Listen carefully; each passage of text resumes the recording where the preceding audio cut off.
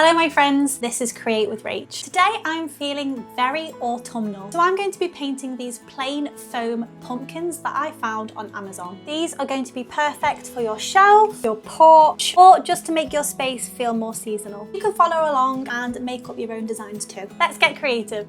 Today I'm using acrylic paints, a few different brushes, a ceramic palette, and acrylic and Posca pens. And we're painting 3 pumpkins together. I'm keeping things autumnal, so yellows, reds, oranges, and greens. I was really inspired by cream and green pumpkins, so I'm starting there. I love how the dark green pops against the pale base. So first, I'm mixing a cream shade and covering the base with a flat brush so it's nice and even.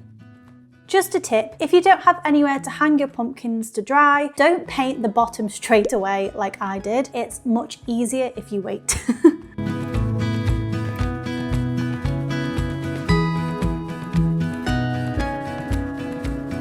Once the base is dry, I start adding green detailing with this lovely forest green shade. It's super autumnal. To get that natural look, I'm brushing lightly down the ridges, sometimes with a little pulsing motion. The ridges make it so easy to guide your brush.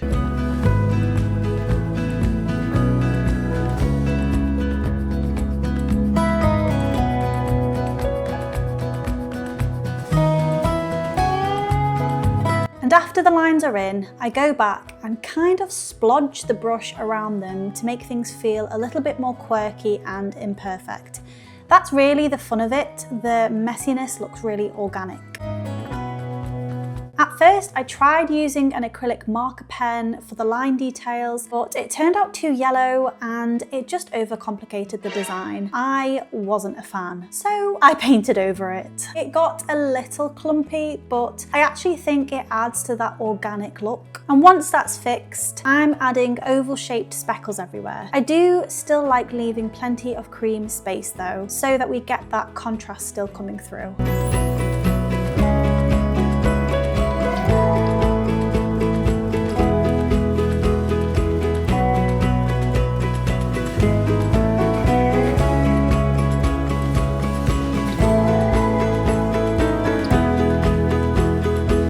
Don't forget the stem. I've gone for dark green here, but you can use whatever colour you like.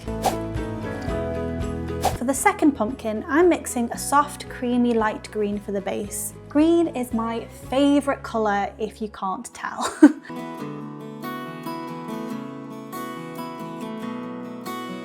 While the base is wet, I'm blending a darker green into the top to create an ombre effect. Blending is so much easier when the paint underneath is still wet.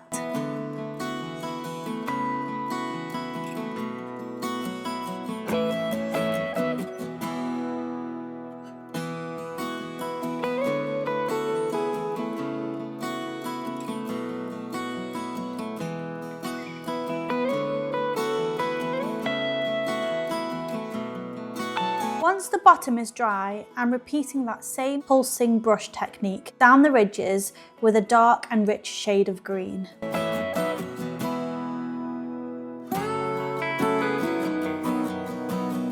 I really love quirky and colourful pumpkins. The standard orange ones are beautiful, of course, but mixed patterns just feels more magical, more enchanting. And this one is actually starting to look a little bit like a melon, but I kind of love that.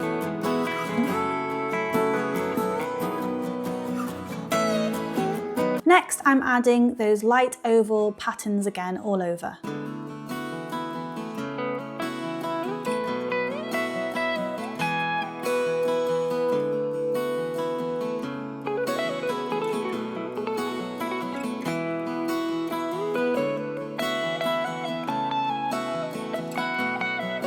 And now I'm adding those same splodgy ridge details from earlier.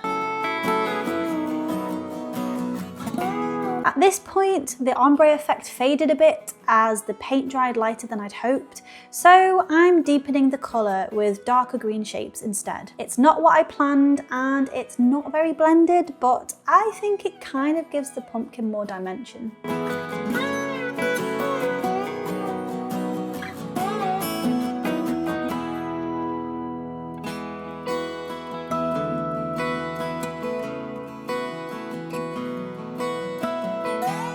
Next, I'm outlining the ridges with an even deeper green to make them pop more.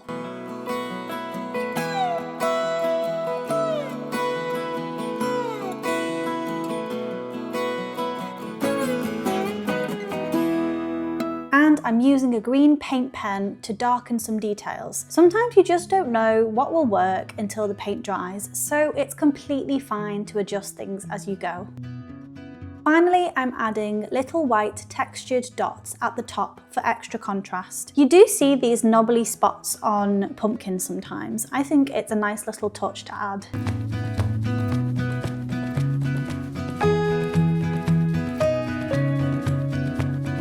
And there is our beautiful green melon pumpkin. For the last pumpkin, I'm choosing a teeny tiny one and I'm going for the classic orange, but with a super bold, vibrant shade, so it stands out among the greens.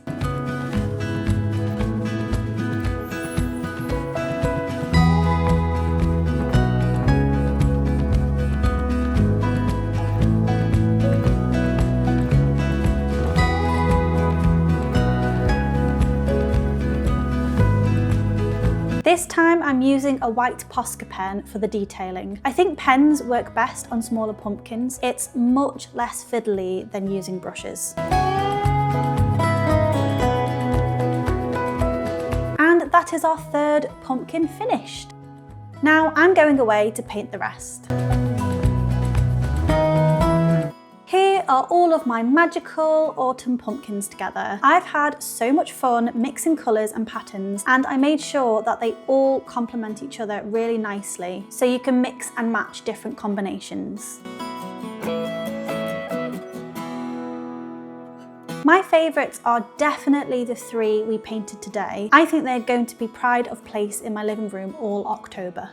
That was honestly so relaxing and fun, actually quite therapeutic. I really enjoyed playing around with all the different colours and patterns, but if I was to do it again, I might leave a few of them a bit more plain. They do look lovely, but when they're all together, there's a lot of patterns going on. I'd definitely recommend this as a cosy autumn craft. Whether you want something fun to do on a rainy day, or you're decorating for autumn or Halloween. If you like this kind of artsy stuff, feel free to subscribe and tap the notification bell so you guys don't miss a thing. And if you make your own, I would love to see what you come up with. Thanks so much for watching along, guys. I'll see you in the next video.